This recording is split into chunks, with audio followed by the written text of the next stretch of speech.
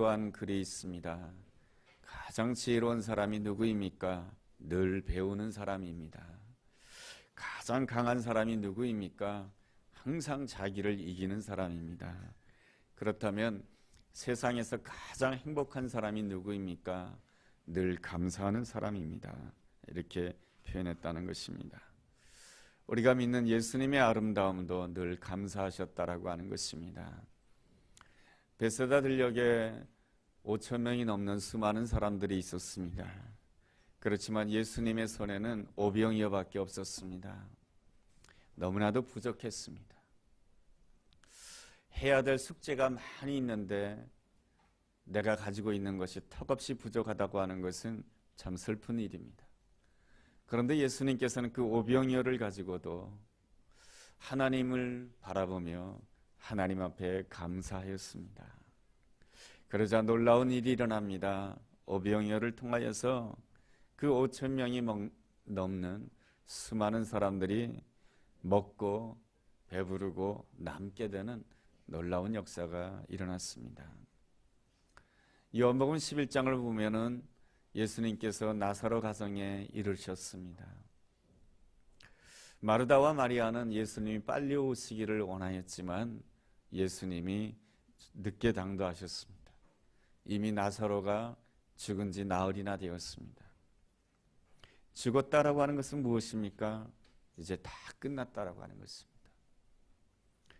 우리 삶 속에서 어떠한 때는 우리 자신의 형편을 바라보면서 이런 생각을 가질 때도 있습니다. 아, 이제는 다 끝났구나. 그럼에도 불구하고 우리 예수님께서는 그 나사로 죽음 앞에서 하나님을 향하여 감사하였습니다. 그리고 큰 소리로 외칩니다. 나사로야, 나오라.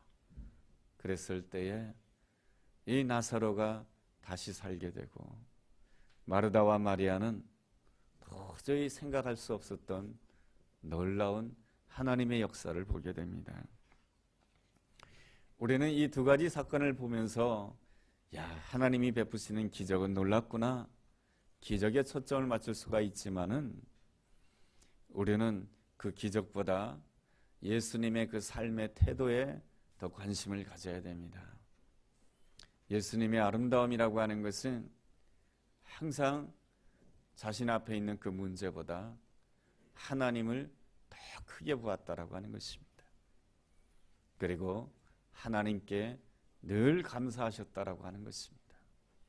그러기에 예수님께서는 이 땅에 사시는 동안에 하나님이 이루시고자 하는 그 하나님의 뜻을 온전히 이루실 수가 있었던 것입니다.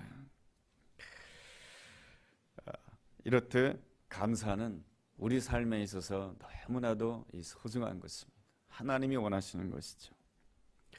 유대인에게는 미드라시라고 하는 것이 있습니다. 이 미드라시라고 하는 것은 무엇이냐 하면은 유대인의 성경은 구약 성경이지 않습니까?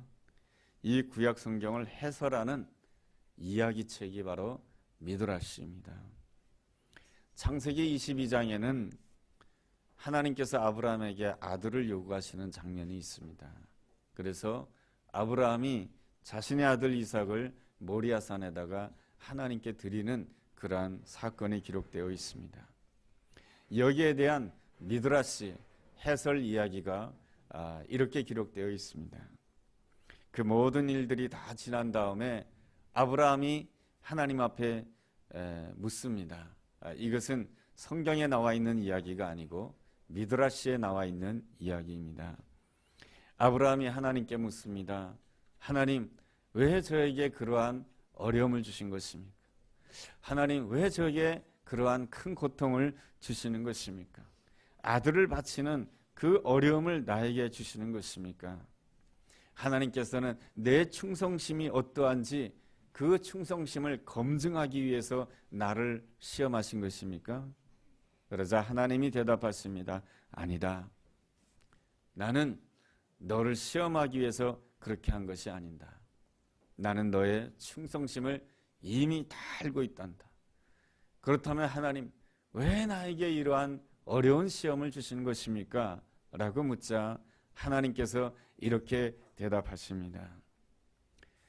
너의 그 모든 삶을 통하여서 하나님이 어떠한 분이신지를 온 세상에, 온 열방에 증거하기 위한 것이다 라고 하는 것이 하나님의 대답이라고 하는 것입니다. 하나님께서는 우리 삶을 통하여서 우리가 어려운 일을 겪든 슬픈 일을 겪든 또한 좋은 일을 겪든지 간에 하나님께서는 하나님의 사람을 통하여서 하나님은 지금도 살아계시며 하나님은 지금도 일하고 계시며 하나님께서는 우리를 통하여서 하나님의 그 아름다움을 온 세계 열방에 나타내기를 원하시는 분이 바로 우리가 섬기는 하나님이시다라고 하는 것입니다. 그래서 우리는 어떠한 사람입니까? 하나님의 아름다움을 나타내는 사람이요, 하나님의 영광을 온 세계 열방에 나타내야 될 사람인 것입니다. 이것이 바로 하나님께서 우리를 바라보실 때 가지는 아름다운 꿈입니다. 여러분, 예수님의 꿈이 무엇일까요? 우리는 이 복음서에 나오는 그 예수님을 통하여서 예수님의 꿈을 세 가지로 설명할 수가 있습니다. 예수님의 첫 번째 꿈은 십자가에서 죽으시는 것입니다. 무슨 꿈이 죽는 거예요.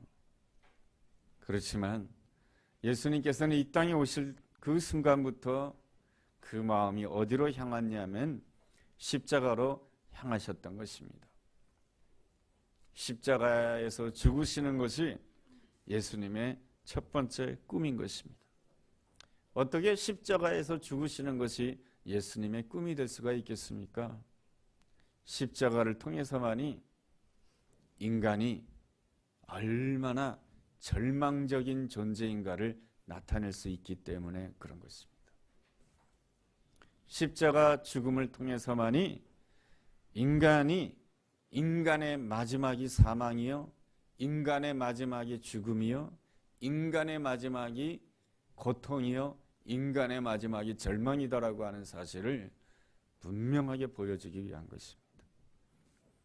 또 한 가지는 십자가를 통하여서 하나님께서 우리를 얼마나 사랑하시는지를 온전히 보여줄 수 있기 때문에 예수님의 첫 번째 꿈이 십자가인 것입니다. 그 십자가를 하나님의 사랑으로 알고 예수 그리스도를 믿는 자들의 모임을 교회라고 하는 것입니다. 예수님의 두 번째 꿈은 교회를 세우는 것입니다. 예수님의 그 십자가를 통해서 예수님을 나의 주님으로 영접한 자들의 모임이 교회요, 그것이 바로 하나님의 성전인 것입니다.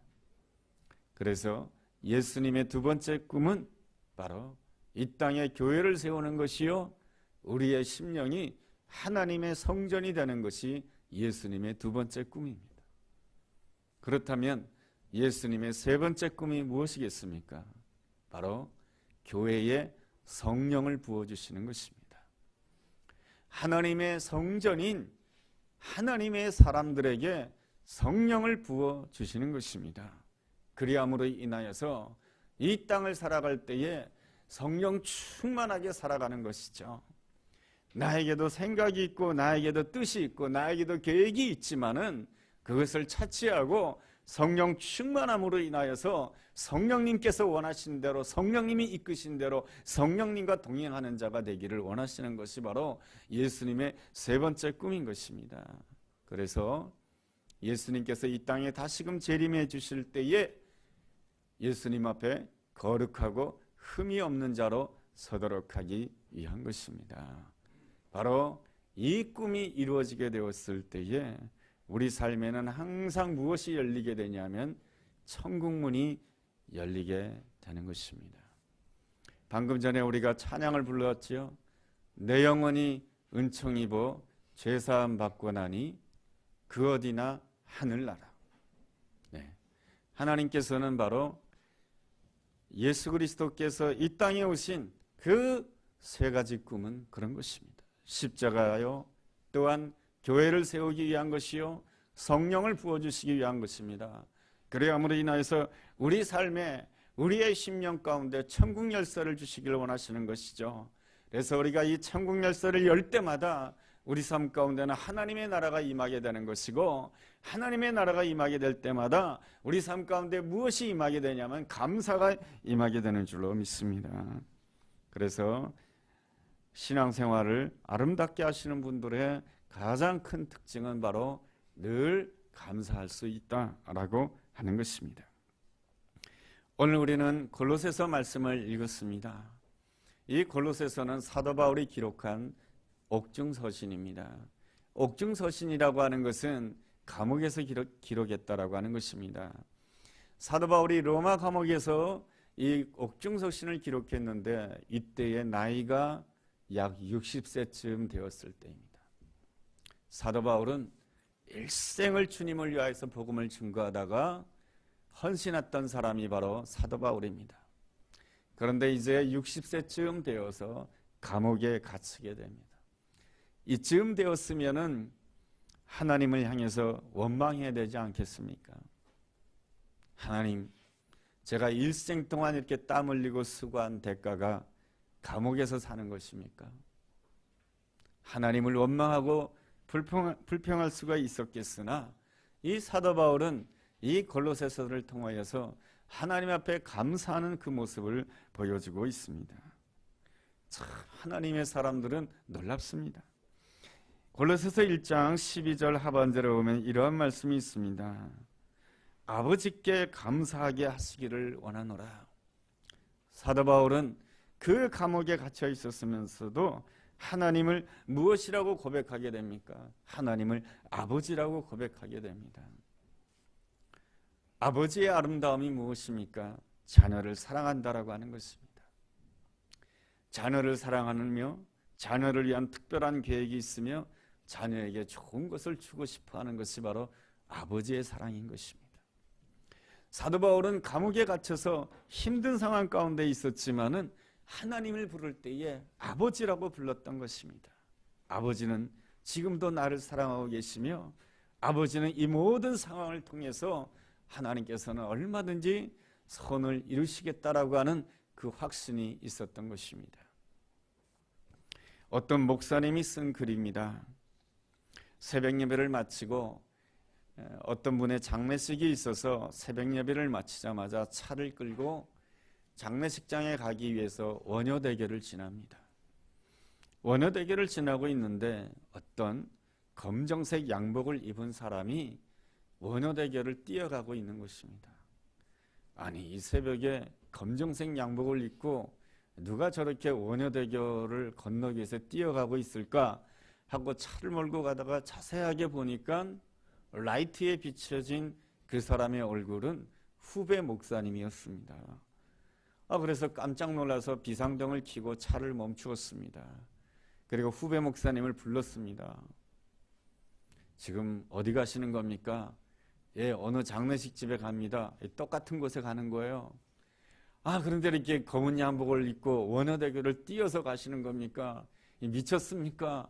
이 검은 양복을 입게 되면은 이 깜깜한 이 새벽에 앞도 보이지 않는데 사고 나면 어떻게 하려고 그러는 것입니까? 하면서 후배 목사님을 막 야단을 쳤습니다.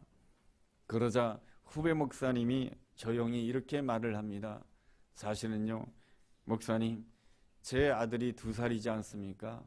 그런데 얼마 전에 병원에서 간암 판정을 받았습니다. 어떻게 2살짜리 아이가 간암 판정을 받았는지는 알 수 없지만은 간암 판정을 받았기 때문에 무엇을 해야 되냐면은 간 이식 수술을 해야 된다라고 하는 것입니다. 그래도 이제 아버지와 아들과의 관계이기 때문에 이게 그래도 간 이식을 수술하는데 이 아버지의 간이 적절했던 것 같습니다. 그래서 간 이식 수술을 하기 위해서 자신을 그 건강검진을 하게 되는 것이죠. 그래서 간을 검사해 보았더니 이 지방간 수치가 높다라고 하는 것입니다.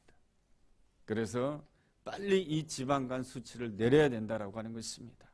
운동을 해가지고 그리고 식이요법하고 운동해가지고 이 간 수치를 내리라고 하는 것입니다. 지방간 수치를 내려야 된다라고 하는 것입니다. 그래야 2살짜리 그 아들에게 간 이식 수술을 행할 수 있다라고 하는 것입니다. 그래서 저는 그날 이후부터는 차를 타고 다니지 않습니다. 어디를 가더라도 뛰어다닙니다. 왜냐하면은 뭡니까? 간 수치를 내리기 위해서, 그리고 이 건강을 찾기 위해서, 간이 회복되기 위해서 그렇게 한다라고 하는 것입니다. 참 아버지의 사랑이 눈물겹죠. 2살짜리 그 아들에게 간 이식 해주겠다고 차도 끌고 다니지 아니하고 차를 타지 아니하고 어떤 집을 신방 간다 할지라도 뛰어서 간다고 하는 것입니다. 이게 바로 그 아버지의 그 사랑의 그 아름다운 점인 것이죠. 하나님이 바로 아버지시라고 하는 것이죠. 그 아버지께서는 가장 사랑하는 아들 예수 그리스도를 십자가에 내어놓기까지 하면서 이 땅에 있는 수많은 인류들을 하나님의 아들, 하나님의 딸로 받아주시려고 하는 것입니다. 이러한 아버지의 사랑을 깨닫게 되었을 때, 이 아버지의 사랑을 알게 되었을 때 내 안에 무엇이 회복이 됩니까? 이 감사가 회복이 되는 것이죠. 그러므로 우리가 기도해야 됩니다. 우리가 기도하는 이유는 이 아버지의 사랑을 알기 위한 것입니다. 우리는 사실은 잘 몰라요. 분명히 남편은 아내를 사랑하는데 아내는 남편의 사랑을 잘 몰라요. 아내는 분명히 남편을 사랑하는데 남편은 아내의 사랑을 몰라요.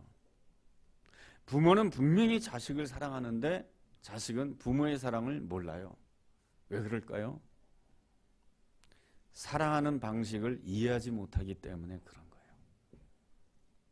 아버지가 아들의 부족한 점을 봤어요.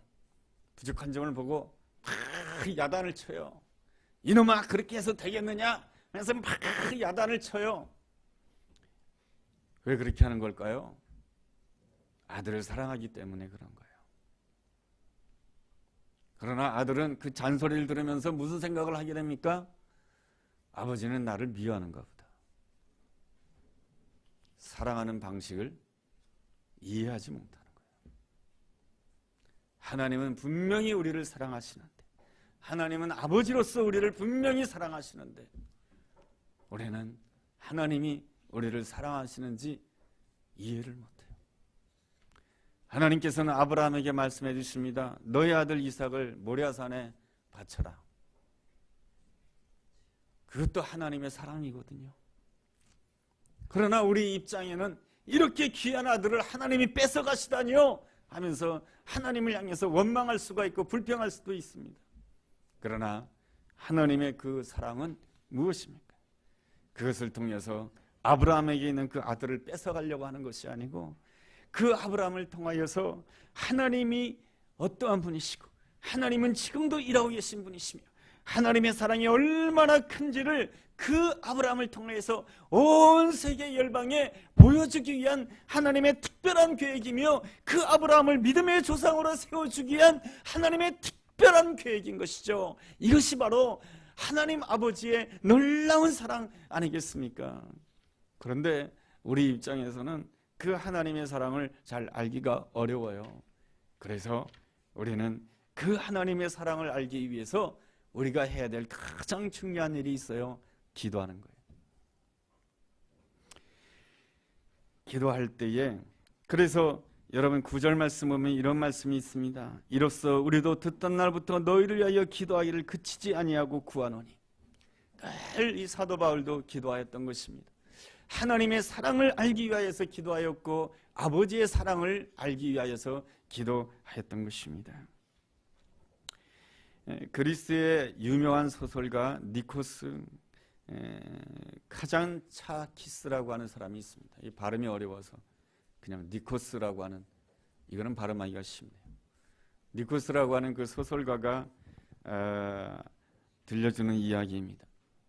한 젊은이가 그리스 앞바다에 있는 에게해에 있는 한 작은 섬에 방문을 하게 됩니다. 왜냐하면 그 작은 섬에는 한 수도사가 살고 있기 때문에 그렇습니다. 친한 수도사예요. 그래서 이 젊은이가 그 섬을 방문해서 수도사에게 찾아갑니다. 수도사는 그 사람들이 별로 살지 않는 그 섬 한가운데다가 집을 짓고 그곳에서 기도하면서 여생을 보내고 있었습니다. 그래서 젊은이가 이 수도사에게 묻습니다. 수도사님, 요즘도 악마하고 싸우고 있습니까? 그렇게 묻자 수도사가 이렇게 대답합니다. 여보게, 그렇지 않다네. 나도 이제 늙었고 내 안에 있는 악마도 늙었어. 그래서 별로 내 안에 있는 이 악마와 별로 씨름하지 않다네. 이게 뭡니까? 내 안에 있는 이 욕망도 늙어간다라고 하는 것이죠.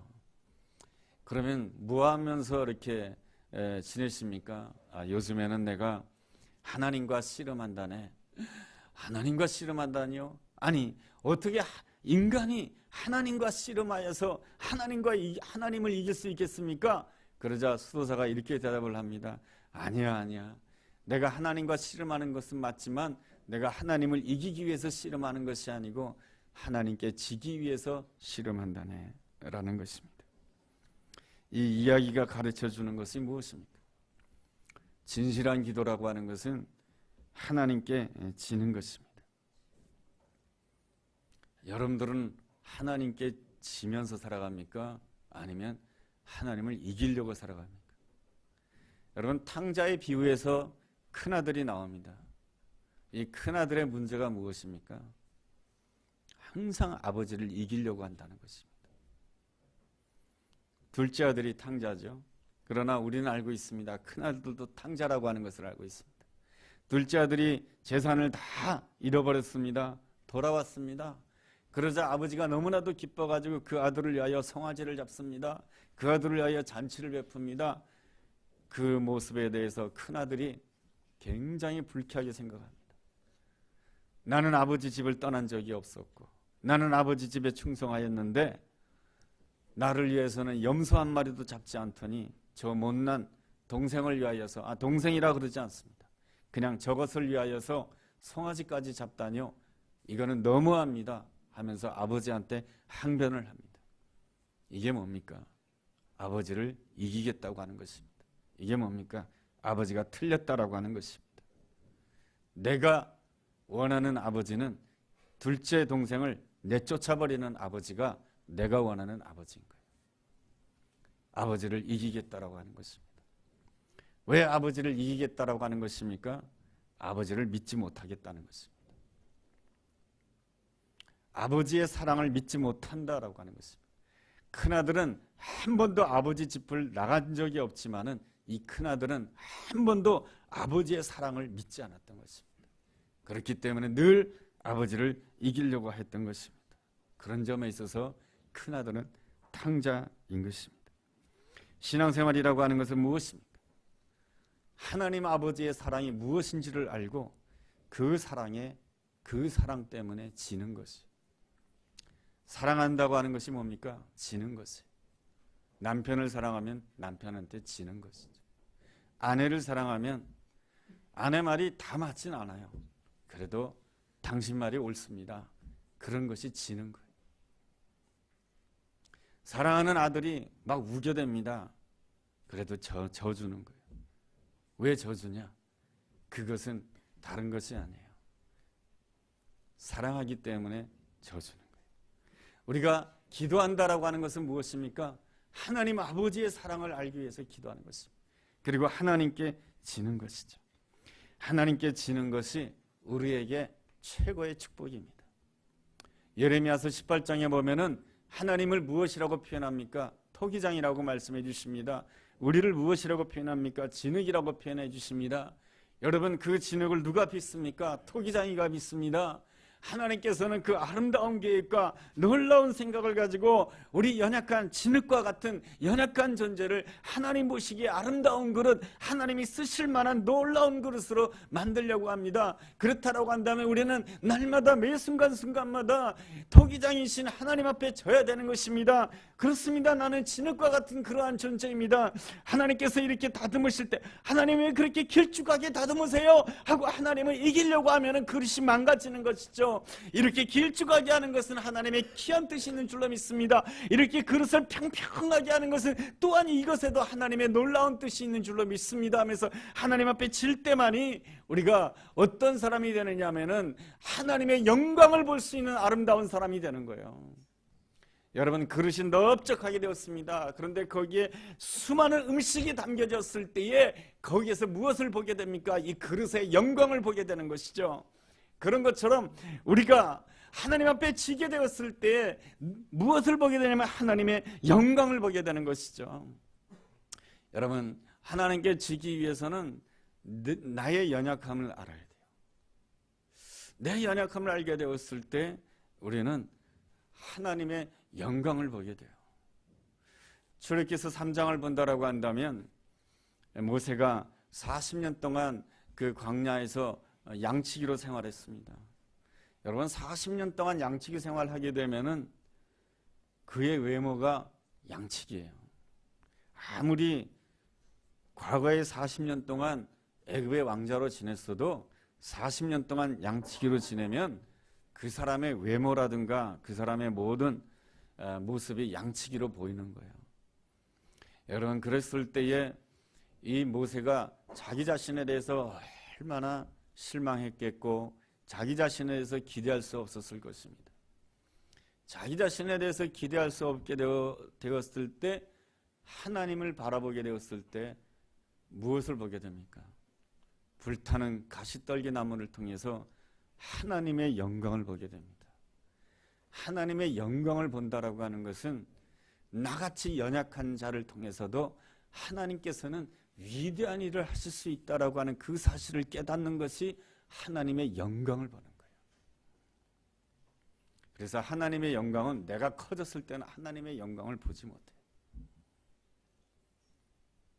하나님께서는 이 모세에게 어떻게 자신의 영광을 보여주십니까? 바로 너는 이제 이스라엘 백성들을 구원할 자가 될 것이다.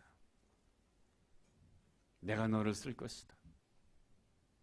모세는 깜짝 놀라게 됩니다. 내가 어떻게 이스라엘 백성들을 구원합니까? 내가 어떻게 애굽의 바로에게 찾아갑니까? 아니다, 너는 할 수 있다. 하나님께서 자신의 영광을 보여주시는 것이죠.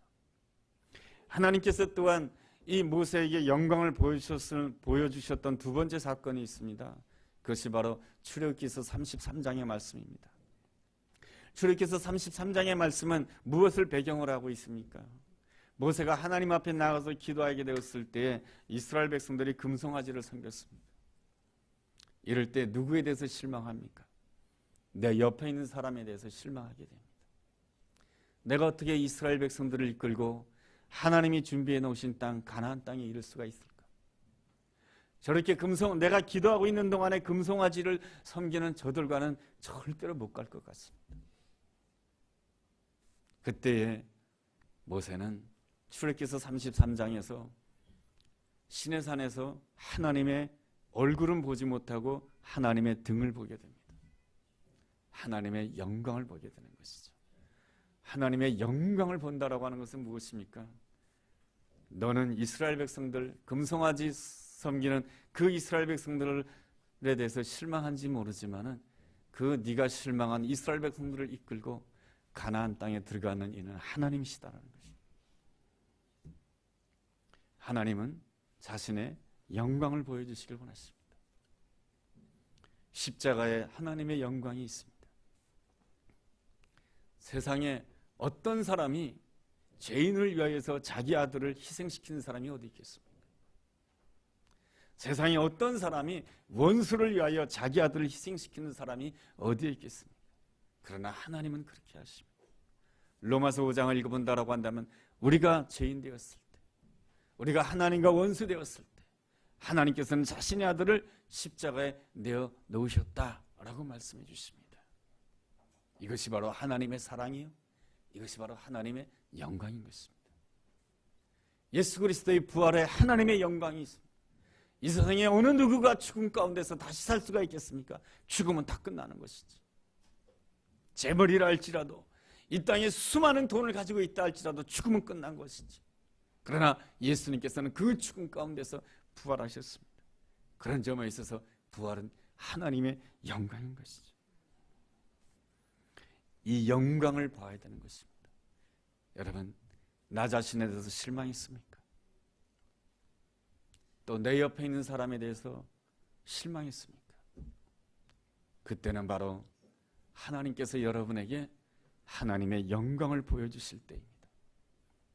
그러므로 이때야말로 내가 하나님의 영광을 보기를 원합니다 하면서 더 기도해야 되는 것입니다.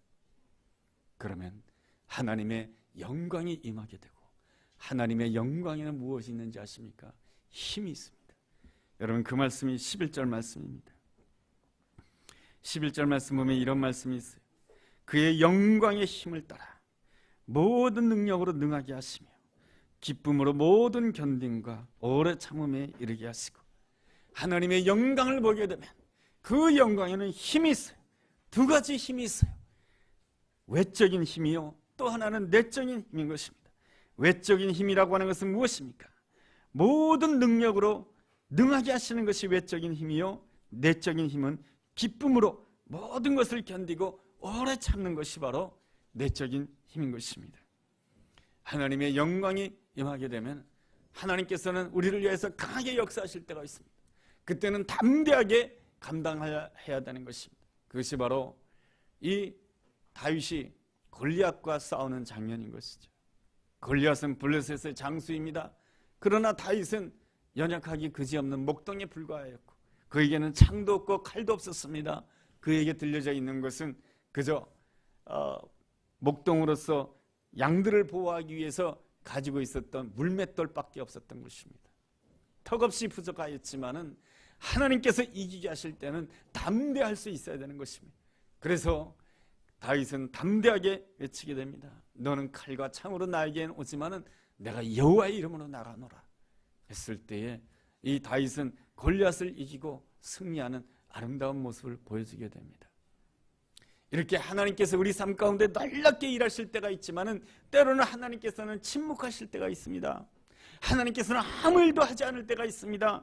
그렇다 할지라도 하나님의 영광이 임하게 되면 내 안에 힘이 생기게 됩니다. 어떤 힘이 생기게 되느냐? 바로 11절 하반절에 있는 힘이 생기게 됩니다. 기쁨으로 모든 것을 견디고 모든 것을 오래 참는 그런 힘이 생기게 되는 것이죠. 코리텐봄이라고 하는 화란의 아름다운 신앙인이 있습니다. 그 코리와 언니가 베시라고 하는 사람인데, 화란 사람인데 그만 화란 땅에 살고 있는 유대인을 숨겨주다가 그만 그도 똑같이 유대인들처럼 수용소에 갇히게 됩니다. 어느 날 그의 어떤 수용소에 갇혔는데 소식을 들려옵니다. 자기네들은 라벤스부르크 수용소에 갇히게 된다라고 하는 이야기입니다. 라벤스부르크 수용소는 악명이 높은 그러한 수용소였습니다. 걱정되지 않을 수가 없습니다. 지금 수용소도 힘든데 라벤스부르크 수용소, 악명이 높은 그 수용소에 갇힌다라고 한다면 앞으로 우리에게 닥칠 고통이 얼마나 클까 염려가 되고 걱정이 될 수가 있었습니다. 그런데 베시는 하나님 앞에 기도합니다. 하나님께서 라벤스부르크 수용소를 준비하셨다라고 한다면 하나님께서는 거기에서도 아름다운 은혜를 준비하신 줄로 믿습니다 하고 라벤스부르크 수용소에 가게 됩니다. 하나님을 잘 믿는 사람에게 어떻게 이런 일이 일어날 수 있을까요? 하나님은 침묵하고 있는 것 같아요. 아무것도 하지 않고 있는 것 같아요. 그렇지만은 하나님께서는 그에게 영광으로 임재해 주셨고 그 하나님의 그 영광의 그 힘은 그 안에 모든 것을 견디고 모든 것을 오래 참고 모든 것에 대해서 감사할 수 있는 놀라운 은총을 주신 것이죠. 그래서 라벤스부르크 수용소에 갇히게 됩니다. 그런데 그들이 갇힌 수용소는 사람들이 너무 많았어요. 한 방 안에 너무 많은 사람들이 수용되어 있기 때문에 너무 비좁았던 거예요. 그때도 이 베시가 하나님 앞에 감사 기도드립니다. 하나님, 이렇게 추운 겨울날 이렇게 많은 사람들이랑 함께 한 방에 있게 하시오니 감사합니다. 하나님, 이 추운 겨울날 사람들 때문에 따뜻하게 지낼 수 있으니 하나님 감사드립니다. 그리고 이 많은 사람들이 있으니 내가 이제 이 방에서 많은 사람들과 함께 하나님 말씀을 나눌 것이며 많은 사람들에게 하나님의 사랑을 전할 것입니다. 이 기회를 주시니 하나님 감사합니다. 그런데 문제는 그 방 안에 벼룩이 많았다는 것입니다. 벼룩이 너무 많아서 사람들이 막 불평합니다. 몸을 긁고 있습니다. 고통스럽게 하루하루를 살아갑니다. 그러자 베시가 하나님 앞에 기도합니다. 하나님, 벼룩을 주셔서 감사합니다. 그래서 옆에 듣고 있던 코리가 비웃으면서 말을 합니다.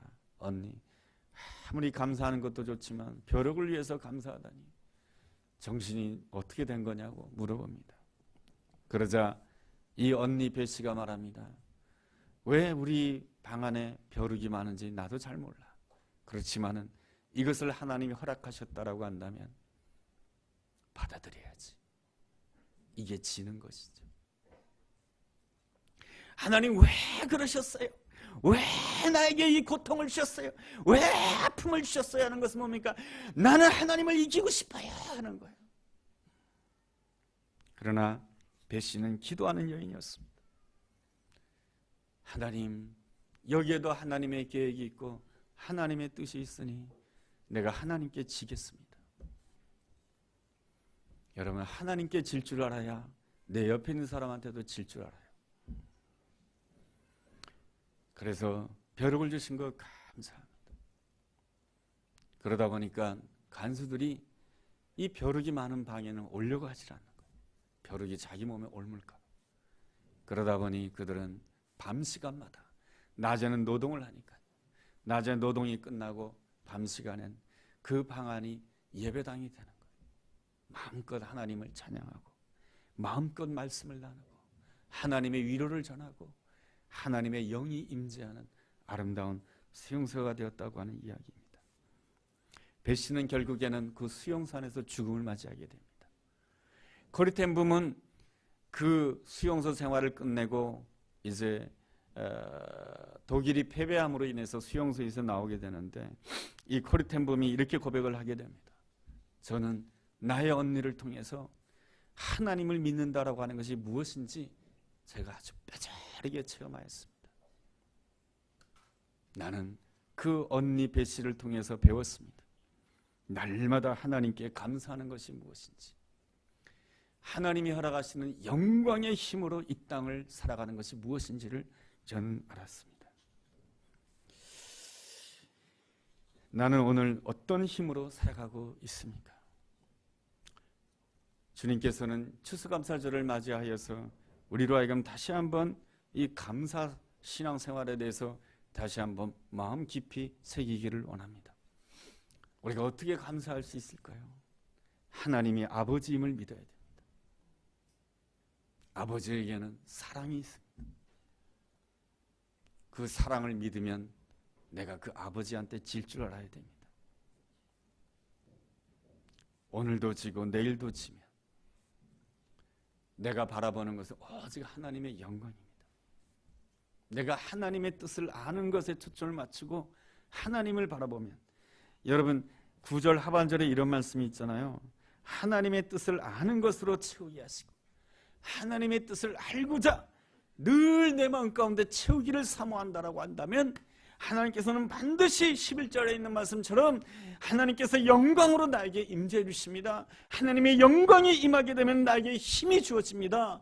그리고 하나님께서 일하실 때는 내가 담대한 마음으로 일하게 만드시고, 하나님께서 침묵하실 그러한 동안에는 왜 침묵하는지는 모르지만은 하나님이 침묵하시고 아무 일을 하지 않는 그때는 내가 모든 것을 견디고 모든 것을 오래 참을 줄 아는 하나님의 사람이 된다라고 하는 것입니다. 결국 그렇게 함으로 인하여서 하나님의 원하시는 사람이 되는 것이죠. 하나님이 원하시는 사람, 하나님 앞에서 거룩하고 흠이 없는 사람이 되었을 때 나는 어떤 사람이 되느냐? 내 손에 바로 하나님께서 베드로에게 약속해 주신 것처럼 내 손에 천국의 열쇠가 주어지는 거예요. 그래서 나는 항상 무엇을 여는 사람이 됩니까? 천국을 여는 자가 되는 것이죠. 무엇을 여는 자가 됩니까? 감사의 문을 여는 자가 되는 것입니다. 하나님, 나를 통해서 내 가정에 감사의 문이 열려지게 하여 주옵소서. 하나님, 나를 통해서 우리 교회에 감사의 문이 열려지게 도와주시고, 하나님, 내 삶의 자리에 감사의 문, 천국의 문이 열려지게 하여 주시옵소서. 이것이 바로 감사하는 자에게 주어지는 놀라운 열쇠인 것입니다. 기도하겠습니다.